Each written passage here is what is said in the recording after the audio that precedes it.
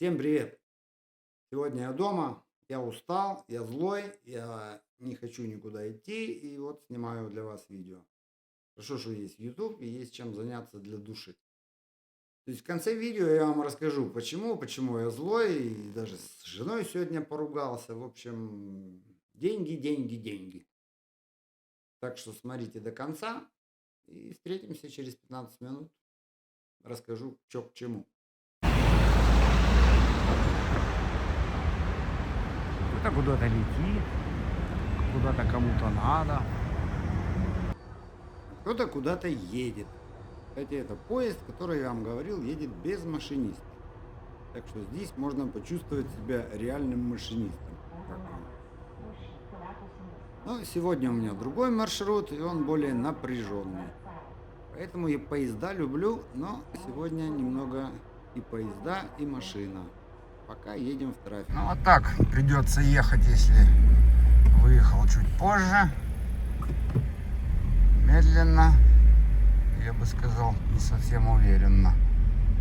Перевозят.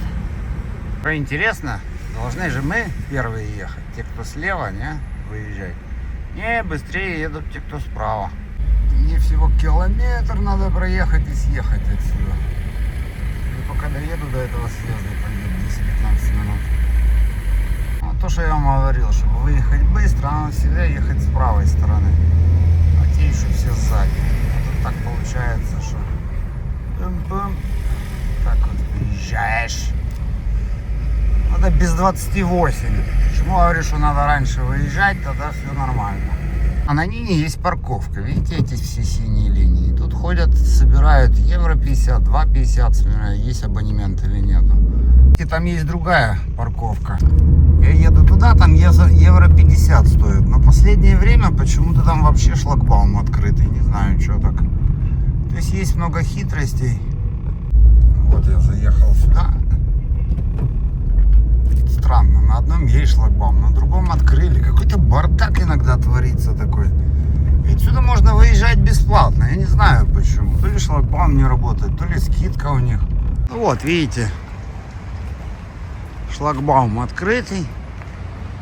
И спокойно, бесплатно выезжаешь. А я в прошлый раз при заезде дают талончик, заплатил евро 50, выезжаю, шлагбаум открыт. Думал, там что-то сломался. Не, уже неделю так. Поэтому, как бы вы что не знали, здесь может все поменяться как в сторону ухудшения, так в сторону улучшения. А снаружи люди ставят, платят евро 50 тоже минимум. Ну там эти в желтых пиджаках ходят, собирают. Едем на метро в Рим. То есть видео, которое я вам сначала показывал, хорошо работаешь, когда возле дома. А вот так вот люди добираются каждый день. Каждый день они куда-то едут, идут. У кого нету машин, едут на таких автобусах за Рим, катралы, ходят ужасно. Хотят едут, хотят не едут. Но сам процесс поездок в Рим вот у всех такой, что школьники, что рабочие. И вот оно, наше метро. Купим 2 билетика. Перекур. Блин, купил билетики. И здесь пишут, потом штампуется время, когда вы зашли. Блин, она говорит, говорит, это не 1 евро. Да я смотрю, действительно, на евро похоже. Откуда она у меня в кошельке взялась, кто-то мне подсунул. Кто знает, что за монетка. Дома посмотрю, ну, понятно. Сюрприз. Попандос на 1 евро. Такие автоматы. Можно сделать фотографию, не отходя от кассы. По-моему, 5-6 евро стоило. Ну да, 5 евро. Не надо бегать по фотоателье. Я часто делал себе на Пармессо, на документ. Туалет у нас такой здесь бесплатный. Вход в метро.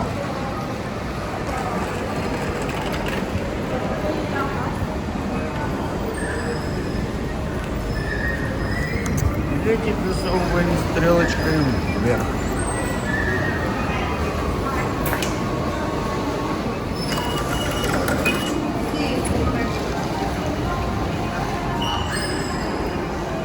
Ну вот и такой интересный контраст, знаете, получается. Когда ты живешь за Римом, где-то в тихой деревушке, там все тихо, спокойно, скучно, а сюда приезжаешь, все, здесь движение, жизнь, все летит, все движется. Поехали.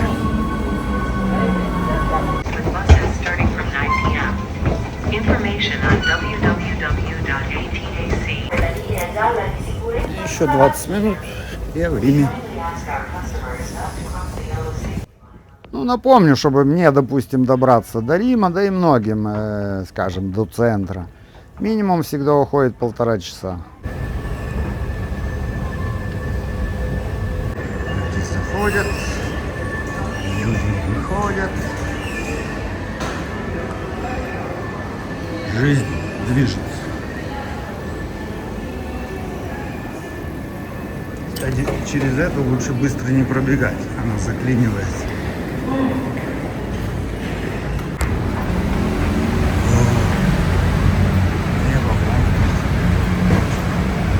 Автобусы ходят здесь более-менее нормально, вот эти внутренние, можно в любую точку добраться, не обязательно использовать метро. Метро, конечно, всегда быстрее. Ну и частенько автобусы пользуются те, кто хотят без билета ехать, но контролеры все контролируют. Ну и в чем разница? Возле дома хорошо работать, ты ни черта не видишь, а так какая-то движуха, разнообразие. Так что в таких поездках есть тоже свои преимущества. Фух. Да и в конце концов, я говорю, что всегда надо двигаться. Кто-то с машины не вылазит, ездит. Видите, часть так, часть пешком, часть на машине, часть на метро. Мне так интереснее. У меня румын тоже, со мной сосед, живет тоже 20 лет в Италии. Я его взял на работу, говорю, поехали на метро. Блин, он даже метро не умеет пользоваться. Я все время в машине. Ну а где мне здесь парковку искать? Сколько кругов я должен делать, чтобы припарковаться. Там нельзя, но штраф влепили в прошлый раз. 30 евро поставил на полдня. Видите, этот стенд стоял там неделю назад. Он упал, они поставили заборчик вокруг него, и заборчик стоит уже неделю. Некому убрать. Такая система в Риме. Эту работу я взял сам на 2 недели, так что я отдыхаю, как хочу, так и работаю. Здесь такой лифт, они везде, во всех домах все разные. Ну, каждый своеобразный. Все древние такие. В чем хорошо, когда ты работаешь сам на себя? Вот я сейчас пришел себе, схожу в магазин, куплю что-нибудь поесть. Никто меня не контролирует, хозяин в другой стране уехал, так что иду в магазин, куплю себе что-то похавать, прогуляюсь еще. Ну, главное, чтобы я через 2 недели закончил работу. Если честно, я больше устаю от контроля над собой. Так, ну вот я на работе, чаек заварим, кофеек.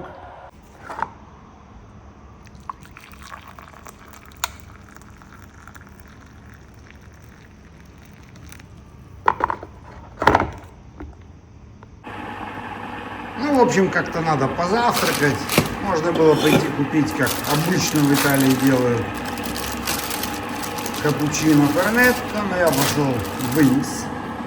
Купил просто свежий корнетто. Потому что в барах, блин, ну видно, что они вчерашние. Здесь часто подают такое дерьмо. Купил тонну. Все это 10 евро. Колбаса, моцарелла. Хлеб у меня есть еще. И купил. Ну и конфеты. Вишня в шоколаде. Йогурт за евро. Чем мне хватит на ним перебиться. То есть такое же корнетто в баре будет стоить, ну, евро 10, евро 20. Я купил 3 по 60 копеек в Инсе. Ну, прошел пару шагов. Но нету того сервиса. Ну, как бы Я рекомендую, это не экономия, это просто, когда ты живешь так, ну, логичнее поступать так. Йогурт этот классный, вкусный такой. Евро стоит. Да, обожаю. Вот такой. Есть разные вкусы. И корнетто, я вам говорю, свежайший, замечательный. Почему-то все думают, что в баре будет вкуснее. Дешевый магазин. Нет, главное, чтобы с утра. С утра они всегда вкусные и свежие. Ну и покажу вам, видите, я же, знаете, я курю. Эти картины закончились у меня, бумажки. Блин, 2 евро в Риме. Я у себя в городке покупаю евро 50. Во-первых, они ввели какие-то акцизные эти марки. Где они там есть? Пару лет назад. Типа это к табачным изделиям относится. Такая цена. Это просто бумага. Пачка сигарет стоит 5,50. А здесь простые бумажки 2 евро. Маразм. Я беру у китайцев за евро. Такая вот здесь. Так хитрить, мудрить надо. И так вот получается, что эти все 50 копеек, евро там, выходят в конце месяца вам в сотни евро. Видите, уже елочки есть. Наряжают что-то.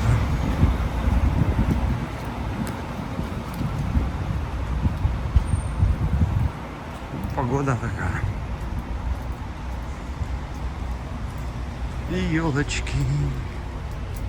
Ну вот этот магазин Инс, он один из самых дешевых. Качество, конечно, так себе продуктов, но есть можно. А почему я вам рассказываю за все эти мелочи? Потому что на мелочах нас разводят на каждом шагу. Типа, ну никто же не будет трястись там за 50 копеек, за евро, типа мелочь. А оно на каждом шагу. Вот я даже поехал в Милан, ерунда тоже. Я же здесь постоянно пью кофе, допустим, в баре. Евро стоит. Туда приезжаю, евро 50, евро 50. Ну, обычно спрашивают, воду будешь? Я говорю, да, буду. А я не знал, что в Милане за воду берут 50 копеек. В Риме не берут. И никто там особо тебя не предупреждает, что без воды будет столько, а с водой столько. Ну, вот так вот. Даже те же корнетты, понимаете, 50% баров, особенно в Риме, они продают вчерашние корнетты, по идее, которые они должны были куда-то утилизировать или вообще выкинуть, и утром привезти свежие. Даже это они ленятся делать, потому иногда легче пойти просто в магазине купить. Когда тебя дурят или хитрят, и ты этого не понимаешь, не видишь, это одно. А меня раздражает, когда я это знаю и вижу, и начинается у меня такой спортивный интерес. Так, попробуем эту штучку. Насколько он нам прибавит энергии. Ну вот такая у меня опять странная работенка. Люди пробили дверь. И купить ее новую, блин, получается под 300 евро. Я пробую ее заклеить картой. Потому что, ну, дорого получается полностью дверь заменить. Вот, Женя, смотри, видишь цену? 282. Она идет полностью в комплекте. Почему? Потому что Мостра идет по цвету с этим. Если мы купим такой цвет, а Мостра другая, будет какой-то стрём. Потому, видимо, они не продают. А это вот это наша. Причем цена на это, видишь, 109 евро. Я так понимаю, что это не вместе с этим. Это только дверь. А это только Порто Скоревали. Видишь как? Да. Вот это, что я говорил, может быть красить, но она другая система. Открывается так, 105. Больше ничего другого нету. Ну есть вот такие тоже, видишь, но цены, цвета другие, цены другие. Этот магазин уже самый такой оптовый. Вот так вот. Все остальное уже другие типы дверей. Зашпаклевал я такими двумя штуками. Одно для дерева, одно для мрамора. Но не особо мне здесь важно. Немного стоит, 10-15 евро банка. Ну, я и машины такими шпаклевал. В общем, она крепкая и прочная. Ну а сверху сделал уже такой финишный, которые легко шлифуются. Сейчас я пройду еще этим таким закрепителем типа клея, чтобы она стала более твердая. Ну вот и вторая дверь. Девушка добросовестно выполняла план, чтобы испортить по максимуму эту квартиру. Так вот и шлифую.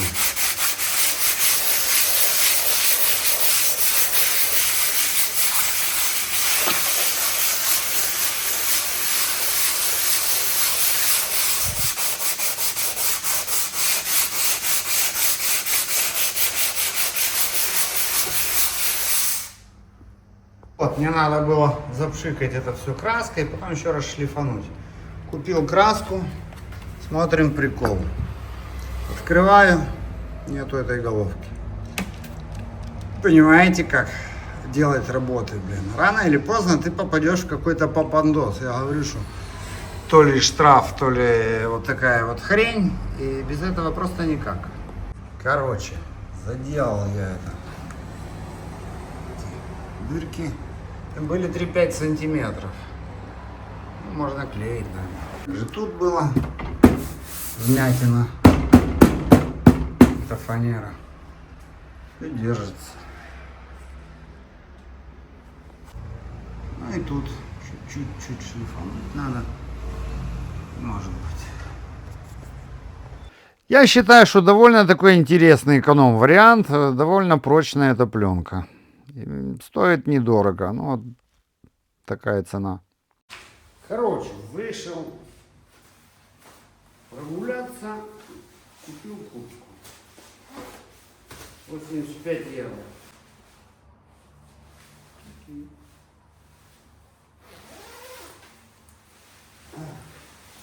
Фу, жарко в них. Так. Стоило что-то 100 с чем-то. Легенькая, классная.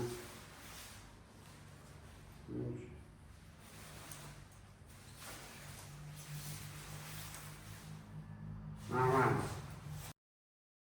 Ну вот,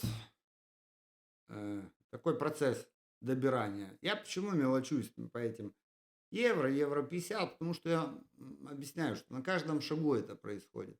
Вот эти 50 копеек, там, сям. Итальянцы очень хитрые. Они здесь очень любят брать за свои услуги нехилые бабки. Ну, как я сказал, что в Милане, блин. Там полстакана воды, они 50 копеек берут за это. Я понятия не имел. В Риме такого нету. И поэтому, когда ты этого не замечаешь, ну, заплатил и заплатил. А когда ты каждый день сталкиваешься с этим, ну, сегодня, скажем, я приехал на парковку, заплатил 2,50. А завтра он мне говорит, ну, если у тебя есть проездной, тогда евро 50. А в третий день приезжаю, его нету, я там же ставлю вообще бесплатно. Понимаете, вы учитесь. Я вам это все объясняю, чтобы вы понимали, как оно работает. Один раз приехал, купил эту посудомоечную машину в супермаркет. Или как он там называется? Центру коммерчала. 500 евро заплатил. Выхожу, он мне говорит, за парковку должен заплатить. Я говорю, как, это же магазин, это при магазине парковка, с чего это я вдруг? А эти ходят, знаете, в пиджаках, блин, такие тоже. То есть парковка частная возле магазина. Как это так вообще возможно? Развод какой-то, ну явный. А это еще перед заходом в магазин. Я пошел, переставил за угол. Он меня там нашел, побежал за мной, поставил мне штраф, знаете, талончик. Я говорю, я тебе не буду платить, ты понимаешь, блин? А, вот тебе придет штраф, уже 2 года прошло, и у меня этот штраф до сих пор там, что он мне выписал в машине лежит. Ничего не пришло мне домой. То есть вот так вот разводят тебя на каждом шагу, вот ищут лохов. И с работами то же самое. Вот, оставил я свою работу, думаю, они мне не платят деньги, задерживают. Приехал знакомый и говорит, мне надо срочно сдать квартиру, надо ее покрасить, а она убитая в хлам. Я ему сказал цену, мы договорились, опять же сказал, сколько раз себе говорю, все на бумажке, все циферки записать, слово в слово. Ну, как минимум в WhatsApp. А мы по телефону поговорили, ну, я его 10 лет знаю, знаете, вроде бы никогда не было проблем. Где проблемы были, он такой медленный, так оплачивает тяжело. Женя, будешь смотреть, привет тебе. Я говорю, что я даже на него не обижаюсь, потому что я знаю, что у него такая натура, характер. Но когда дело касается денег, всегда оно важно и всегда это проблема. То есть, когда деньги в кармане, все апостол, все хорошо. Здесь я закончил всю эту покраску, шпаклевку. Он приехал, все супер, классно. Я говорю, а деньги? Карточка у меня заблокирована. Не знаю, причем он приехал на такси, я ему еще дал 50 евро, 55 за такси, бо у него он не мог расплатиться карточкой. Кстати, тоже так. Как вы можете ездить? Я ему тоже объясняю в WhatsApp потом. Я говорю, как ты можешь ехать, у тебя ни копейки налички нету в кармане. А должен он мне был 3000 евро. Это не такая маленькая сумма. И вначале я ему говорю, что ты это наличку найдешь. Да, найду. Напрягусь, но найду. Сейчас я уже должен заканчивать двери, а это уже другая цена за двери. Тоже нестыковка. Он мне говорит, а сколько будут стоить двери? Я говорю, Женя, я не знаю, сколько работы, понимаешь? Одно дело, если ты мне купил, привез двери, и их надо поменять. Другое дело, если их надо ремонтировать, шпаклевать, как вы видели. Это гемор, но все равно 3-4 дня. А у меня день, ну, минимум должен выйти 150-200 евро. Что я вам объяснял, что здесь мне платят 130. Какой мне смысл идти какие-то скидки кому-то делать? Тем более здесь рядом с домом. В общем, непонятка по деньгам получается. И я должен был сегодня выйти. Я говорю, нет, ты давай решай вопросы по деньгам. Дай мне эту сумму, а потом будем дальше говорить за двери. Сегодня с женой поругался из-за этого. Она говорит, у тебя чуть ли не через одну работу вот такая фигня получается. Да, потому что вот так вот клиенты, когда ты берешь работу, все вроде бы по-дружески, все нормально, все так это самое. Я рву жопу, чтобы скорее закончить. И это тоже ошибка. Понимаете, как итальянцы работают? Они взяли квартиру. Вот у меня жена здесь, я говорю, на вилле работала. Они неделю только картон стелили, закрывали мебель, вот это, неделю. Приходят к 9, в 11 пошли кофе попили, в обед ушли на 1,5 часа и в 4, в 3 вообще свалили. Или приходят на полдня. В принципе, правильно. Полдня они работают на этой работе, полдня на другой работе. То есть у них и здесь денежка капает, и там. И эта сумма, скажем, в 3000, если я сделал это, до 7 работал за 2 недели, чисто психологически каждый думает, ну ни хрена себе, то много я тебе плачу. А когда ты растянешь это на месяц, то вроде бы и нормально. И это правильно. А я не могу, понимаете, я такой, я шустрый, и я хочу быстрее закончить, и ему лучше, и себе, мне лучше. Во-вторых, я другую делаю ошибку. Я пока крашу, там, подремонтирую стол, что-то, там могу что-то с унитазом что-то подремонтировать. И делал еще там куча всяких мелочей. А потом, когда ты говоришь, ну я же еще сделал это уже не работает. Ты уже сделал. Понимаете, когда человеку что-то мозолит глаза, тогда он за это заплатит. А когда оно уже сделано, он уже думает, ну это же все вместе, это же неплохая сумма для тебя. Начинают считать твои деньги. И я не могу себя переучить. Я не знаю, вот есть такие проблемы у кого-то или нет. И если вы как клиент берете такого рабочего, вы понимаете, потом вы хаете этих рабочих не потому, что они плохие, а потому что вот такие ситуации их сделали такими вынужденно. Потому что это не первая такая ситуация. Опять же, вот на Пьяцца Испании сделал гостиницу. Надо было менять в гипсокартоне, такие люки делать. Сначала сказали 12. Потом он добавил, вышло 18. Превентиву я ему сделал смету где-то на 9000. Написали, все на листочке. Начали работу, он что-то перекрутил. Эту работу я отдам этому. Половину мне, чуть ли не половину, сколарил. То есть снял. Я говорю, короче, нервами перетрепал ужас. Там, скажем, говорит, 10 февраля ты мне должен закончить это 100%. Я заканчиваю 8 февраля. То есть помимо меня еще 5 фирм работало там. И все еще там месяц-два колупались. Он мне платил, и последняя 1000, я еще брал отсюда соседа румына, ему платил со своего кармана, ну, с того, что тот мне выплачивал.